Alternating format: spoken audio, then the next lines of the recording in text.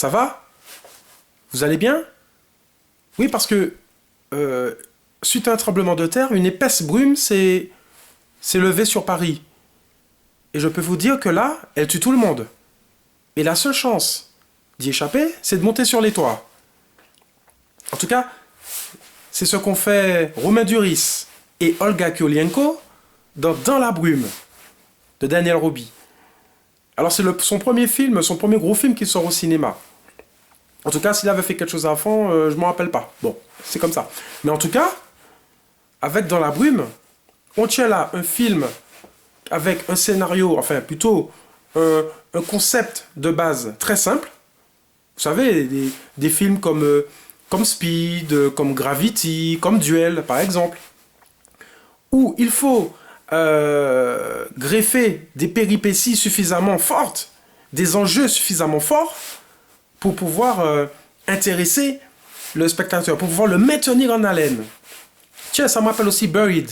Vous vous rappelez, c'est cet homme qui était enfermé dans une tombe, avec juste un briquet comme partenaire, ou un ballon comme Wilson et Tom Hanks dans Seul au monde. Bref, des films comme ça, les Américains savent y faire.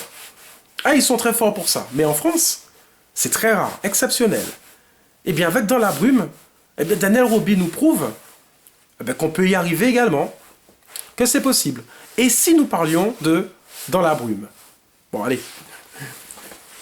Si tout va bien, on peut commencer.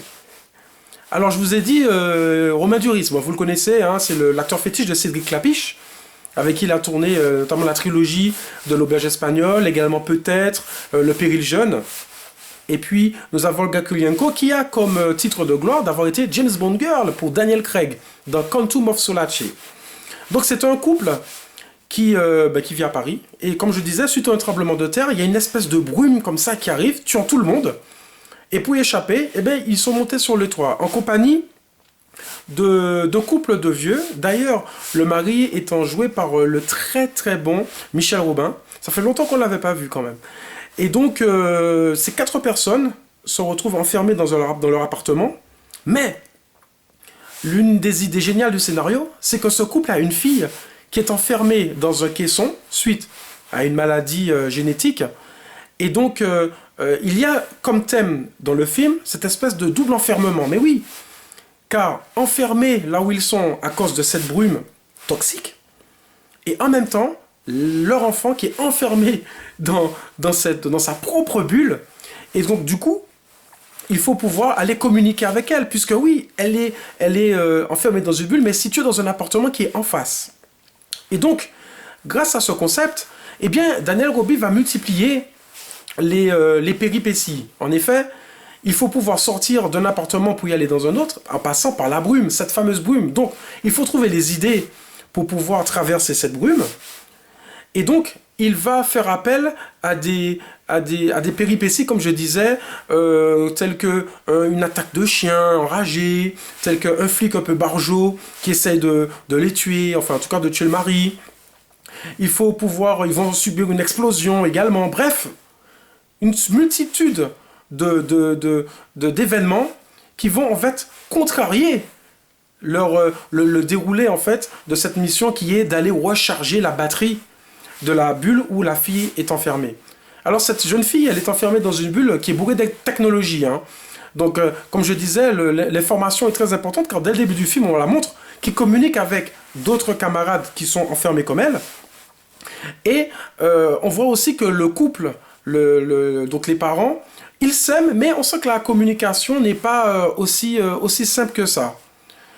Et donc, avec les événements qui arrivent, bien évidemment, ils vont se souder. Et c'est vraiment ça le thème principal de ce film, c'est-à-dire la famille. Alors, il y a quand même dans ce film énormément, malheureusement, énormément de maladresse. En effet, si les Américains sont très forts pour pouvoir réaliser ce genre de film, il y en a 2 particulièrement qui viennent à l'esprit. 2 chefs-d'œuvre absolus. En tout cas, The Fog de John Carpenter, où effectivement la brume manifestait en quelque part l'esprit de vengeance de l'héroïne. Ou également The Mist de Frank Darabont, tiré de Stephen King, où dans ce chef-d'œuvre absolu, la brume masquait également une invasion extraterrestre, mais très, très brutale, très dérangeante. Mais qui, derrière tout ça, montrait, on va dire, ce que la nature humaine a de plus héroïque, mais également de plus lâche.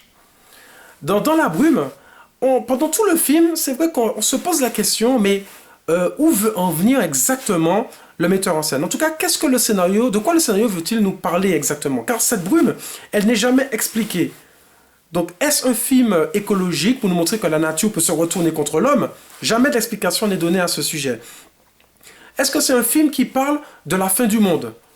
Car sans vous dévoiler la fin, vous verrez qu'il y a un retournement de situation qui est fort intéressant, particulièrement intéressant, principalement axé donc sur le renouvellement de la génération.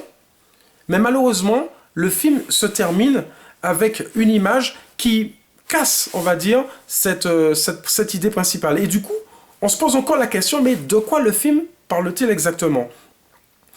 Il y a également, dans ce film, vous verrez, à un moment donné, le héros, en fait, il voit au loin d'autres personnes comme lui qui sont sur les toits, mais qui sont réunies, en fait, au même endroit, c'est-à-dire à Montmartre, et il y a une émeute. Mais jamais cette émeute n'est expliquée. Jamais cette émeute ne sert de motif narratif. Et du coup, on a à quoi? Juste une émeute vue au loin. Et tout le film est parsemé comme ça d'éléments qui sont très intéressants. C'est-à-dire, il ouvre beaucoup de portes, beaucoup de questionnements, mais jamais, jamais, il ne répond à cela.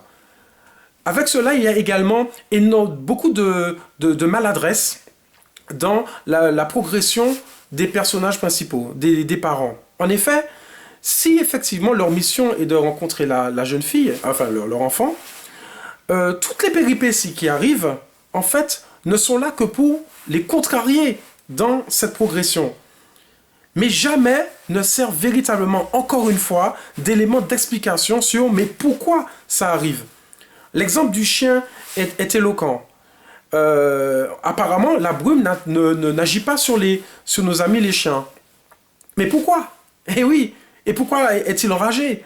Ben non, il y a juste une superbe séquence de poursuite entre ce chien et Olga Kurylenko, ce qui montre bien que Daniel Roby est un très bon technicien. Il manie admirablement bien sa caméra, d'autant plus que le film est visuellement magnifique. Effectivement, il y a des plans superbes de Paris embrumé. Il y a des plans magnifiques dans la brume même, avec ces voitures un petit peu disposées un peu partout. Il y a des morts un peu partout. C'est très inquiétant. C'est magnifiquement travaillé sur le plan visuel. Mais par contre, sur le plan narratif, encore une fois, c'est là que le bas blesse. Et du coup, on a un film merveilleux sur la forme, mais par contre, lassant sur le fond. C'est dommage, mais je vous invite quand même à voir ce que ça donne. Parce que c'est vraiment très rare de voir une production, c'est vrai, franco-canadienne, mais néanmoins qui se déroule en France et qui part de concepts qui, en général, est attribué aux Américains. Romain Duris et Olga Kurylenko sont très convaincants dans le rôle des parents. C'est vrai qu'elle fait le rôle d'une scientifique et à un moment donné, elle aura une discussion avec sa fille sur, on va dire, la confrontation qu'il y a entre ceux qui croient effectivement en une intervention divine et bien sûr la scientifique qui croit plutôt à des choses beaucoup plus terre à terre. Mais là encore une fois, la discussion s'arrête là. Et ce qui est vraiment dommage, c'est qu'on aurait aimé que ce film, pour qu'il puisse transcender son concept principal, pour qu'il puisse atteindre presque le niveau d'un chef-d'œuvre, limite, et bien puisse répondre à toutes ces questions, et ce n'est pas le cas. Néanmoins, ça reste quand même un concept très bien réalisé, très bien maîtrisé dans son ensemble, et ça fait quand même du bien, voilà. Alors, je vais quand même remettre mon masque, je vais aller voir ce qui se passe dehors, et puis si tout va bien, tout va bien. Sinon, à la semaine prochaine, peut-être. Allez, ciao.